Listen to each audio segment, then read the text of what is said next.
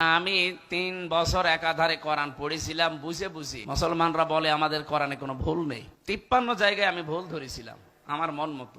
কোরআনের মধ্যে কোনো ভুল নাই। সে বক্তা বলছে আমি 3 বছর ধরে বুঝে বুঝে কোরআন শরীফ পড়ে আমি দেখলাম কোরআনের মধ্যে 53 জায়গায় ভুল আছে। আমরা দাজ্জাল কোথায় বুঝি? ইসরায়েলি। দাজ্জাল আমার বাংলাদেশে বসা। আমি আবু জাহেল কোথায় বুঝি? আবু জাহেল আমার বাংলাদেশে ভরা।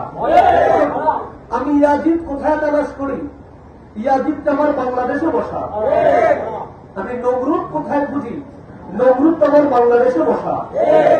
যে ব্যক্তি বলতে পারে দাড়ি টুপি জুব্বা পরিধান করে, যে ব্যক্তি বলতে পারে 53 জায়গায় সে কোরআনের ভুল খুঁজে পেয়েছে, সে কি কখনো মুসলমান হতে পারে?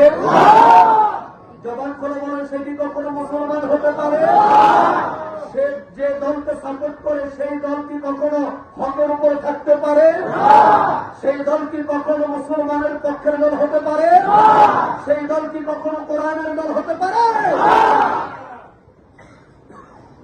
যেখানে কোরআনুল কারীমের মুকদ্দমায় আল্লাহ তাআলা স্পষ্ট বলে দিলেন, বিসমিল্লাহির রাহমানির রাহিম, যালিকাল কিতাবু লা রাইবা ফীহি হুদাল লিল মুত্তাকিন। আল্লাহু আকবার। তাওরাত নয়, জাবুর নয়, ইনজিল নয়, আল্লাহ বলছে এই সেই কিতাব। কোন কিতাব? যে কিতাব মুহাম্মদুর রাসূলুল্লাহ সাল্লাল্লাহু আলাইহি ওয়াসাল্লামের উপর আমি আল্লাহ প্রেরণ করেছি। যালিকাল কিতাব, এই কিতাব, এই সেই কিতাব লা রাইবা ফীহি। কে বলছেন? আল্লাহ। জবান করে বলেন কে? আল্লাহ।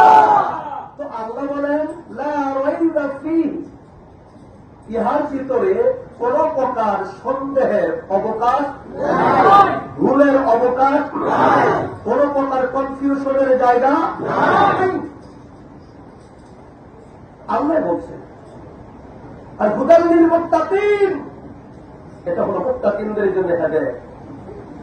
যার জন্য মুত্তাকি যারা, পরহেজগার যারা, আল্লাহকে যারা ভয় করে, মুমিন যারা, রাসূল প্রেমিক যারা, যুগে যুগে হক্কানি রব্বানি উলামায়ে কেরাম মুসলমান নরনারীরা বিশ্বাস করে কোরআনের মধ্যে কোনো ভুল ছিল না, কোরআনের মধ্যে কোনো ভুল নাই, কোরআনের মধ্যে তাও কিয়ামত পর্যন্ত কোনো ভুল খুঁজে পাবে না। আর যে কোরআনের মধ্যে ভুল ধরতেছে এবং 53 জায়গায় ভুল পেয়েছে, আমি বলবো তার 53 ধারে তার জন্মের মধ্যে দোষ খুলে দিয়েছে।